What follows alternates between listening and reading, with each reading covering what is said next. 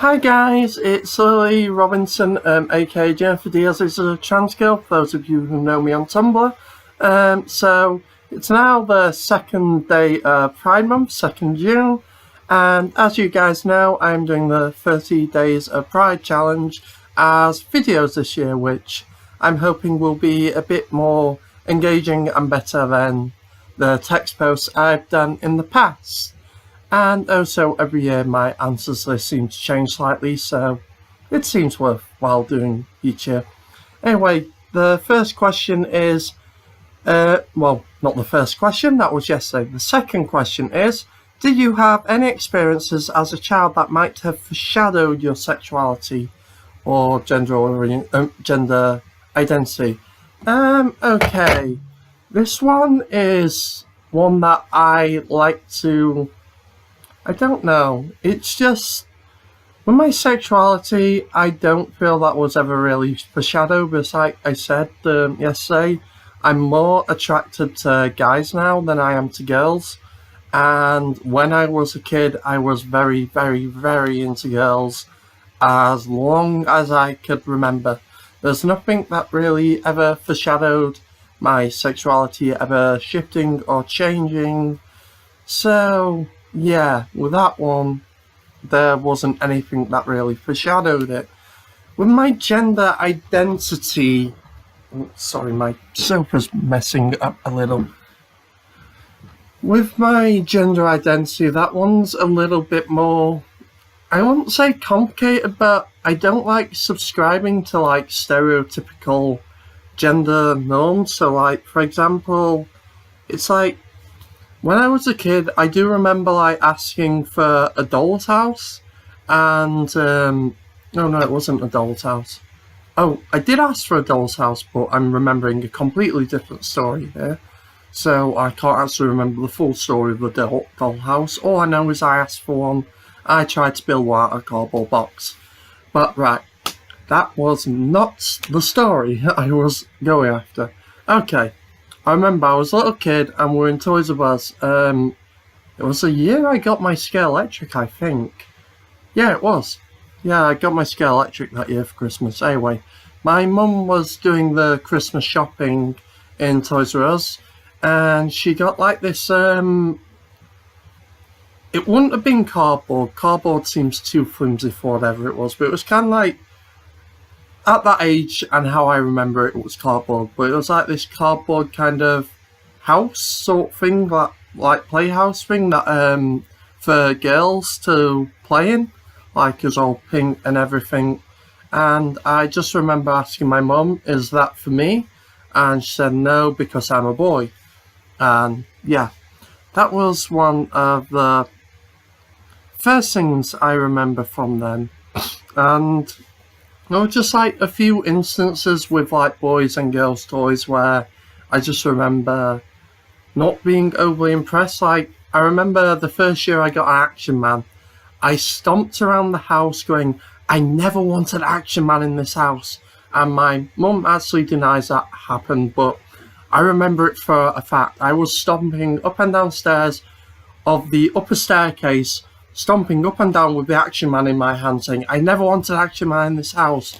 And like, while I don't actually subscribe to these like gender norms of like male and female toys, if you're a little kid, I think we live in a society that's very gendered, so like, you'll get like people saying, well, just because you like girls' toys doesn't mean shouldn't mean you are a girl. That makes no sense. And just as you like boys' toys doesn't mean you're a boy. And they are like we force... Well, some people act like we as trans people force kids to transition just based on what toys they like, which is so far from the truth. But like, I think when you live in a very gendered society as well, them toys and them choices of toys do impact trans people. I mean, like, if you're a little kid and you're in the shop and you see something that's aimed at girls and you want that toy, and then you're told, well, you can't have that because you're a boy, or like, I guess it causes you to start questioning your gender identity anyway, just due to the fact that you're being told you can't have that thing due to the fact that you are one gender. I mean, like, if you're not trans, you will probably eventually grow up and just think, oh, I just like Barbie. But if you are trans, you're going to start grow up and thinking, well, I actually am a girl. Or if it's vice versa, thinking, I actually am a boy. And it doesn't, just because you like toys that are aimed at girls doesn't mean you, as a guy, doesn't mean you are trans. But, like, it can be a good indicator, especially with how gender our society is, which, at the end of the day, I think we should just stop gendering toys. Let kids play with whatever they want to, and then they'll probably be much happier. In fact, gender dysphoria probably won't exist anywhere near as much as it does, because kids could just live their childhoods. I mean, like, all these people go about, let kids grow up and be innocent and enjoy their childhoods. Most trans people don't enjoy their childhoods because we can't be ourselves. It's like, you act like a boy wearing a dress is going to somehow ruin that boy's childhood. The thing that makes wearing the dress ruin that boy's childhood is the fact that everyone gives him crap for it. And they give him crap for it because they put it into their head that that is for a girl. If you get rid of the gender of these stupid inanimate objects that do clearly not have gender, then it wouldn't matter. They'd just be a kid enjoying a piece of fabric, a kid enjoying a piece of plastic. Their childhoods are impacted more just by the fact that we gender everything. It's insane. But yeah, my little rant there. So yeah, and like, it is insane. It's like the thing that impacts a child's childhood is they don't get to... Childhood is meant to be a chance to explore yourself and find out who you are as a person, but then we put these social standards on who they can be as a person. So, like, you push boys in one direction, you push girls in another direction. And I imagine that can affect boys and girls as well, because, like, if a boy likes Barbie, he will get bullied. If a girl likes football, okay, that isn't frowned upon quite as much, but you know what I mean. It's like, and then that adds a whole level of social pressure where they stop being who they are to please the world around them. And with trans people, that's even more increased, because, like, we really hide who we are in order to fit in.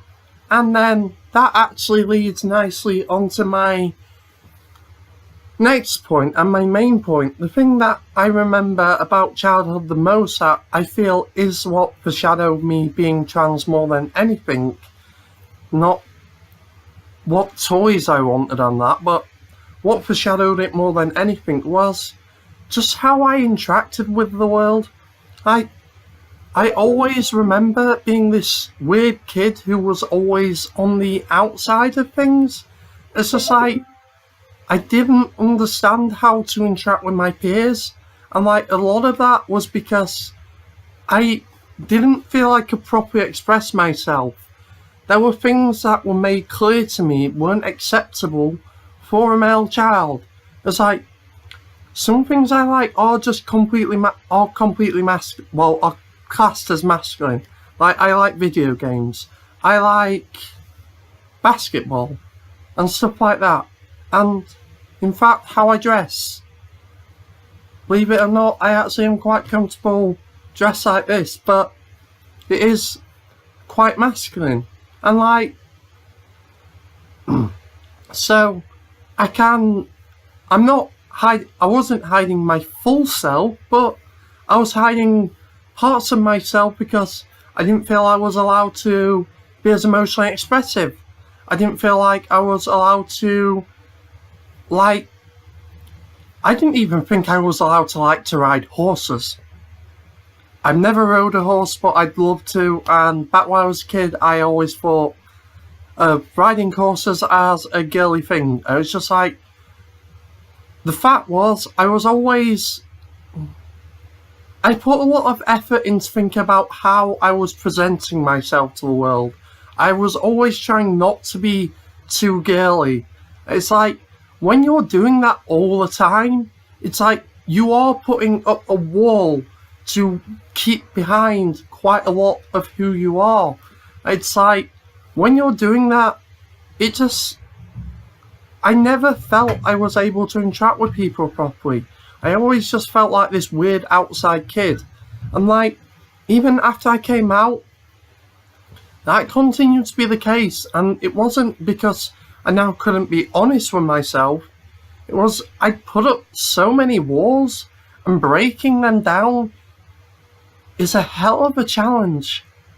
And it was just like, over the years, it's been gradually wall after wall breaking down. And like, the fact that I'm doing YouTube videos now is another wall of mine breaking down. Like, I couldn't do this properly a year ago. In fact, I came across a video for about 6 years ago, a couple of days ago. And basically it was me a couple of months after I started hormones. 3 months after I started hormones, in fact. And my first response was, Jesus Christ, who the hell is that? I looked so different back then. I mean, like, I guess if you really, really look, you can tell it's me, but it looks more like a relative of me as opposed to actually being me.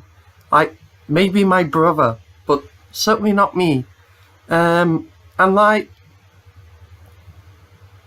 I just noticed in that video I wasn't very expressive of myself. You could tell I was still in on myself, and I wasn't feeling comfortable with myself, and it was kind of sad to see, really.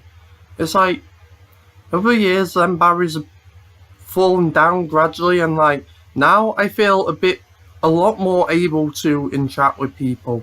I don't always feel like I'm on the outside of a conversation, so sometimes I still do, because I do still have issues with expressing myself properly, but it's like, I'm getting to a place where I can express myself properly.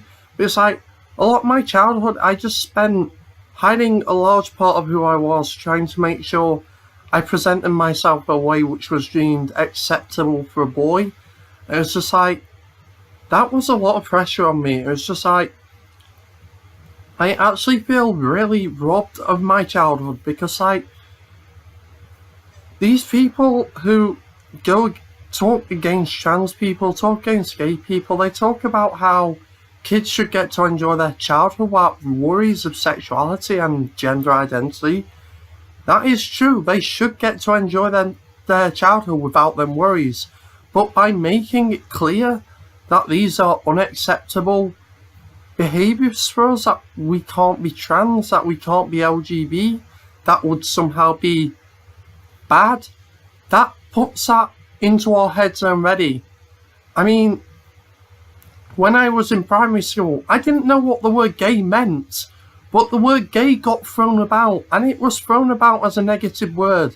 When I learned what the word gay meant, I automatically viewed being gay as bad, because that's how the word had been used. It had been used in a negative sense in primary school, and then I got to secondary school, I found out what the word meant. I was like, how could I not associate that as bad when I've always heard that word in a negative way? It's like, that has a lasting effect on how a kid views themselves, how they express themselves, and so they end up worrying about sexuality and gender identity, because they're told them feelings are bad. And if any kid ends up having them feelings, they suddenly are worrying about that a hell of a lot, because they have been taught their entire lives that is a bad thing. They've been brought up feeling like that is a bad thing. And it's not as bad in this day and age, because there's more LGBT people out there on TV and stuff, but we still have this very negative, language that gets used. I mean, I work in schools, I'm a supply teacher, and people still say, oh, that's so gay and stuff, and it's used in a negative way, and kids hear that, and it will affect them. It's like, so by not teaching it, by not saying that these things exist, we make it very clear that it's still viewed as unacceptable behaviour. And then kids who feel like that, they end up associating how they feel as being bad. And then they end up feeling like who they are is a bad thing. And then they get robbed of their childhood. And yeah, they don't get to enjoy their childhoods, basically. And that's not great. It really isn't. And all this crap about LGBT shouldn't be taught in schools is absolute rubbish. It should definitely be taught in schools. Because the more it's taught in schools, the more normalised it becomes, and the more kids can just enjoy their childhoods and be themselves without being judged. And that is what childhood is meant to be about. Being able to just grow up, discover who you are, worry-free, and yeah, that's what childhood's meant to be. And we as adults still make it so it isn't that way. Anyway, enjoy this video. I hope you enjoy, and I'll be back tomorrow. Bye.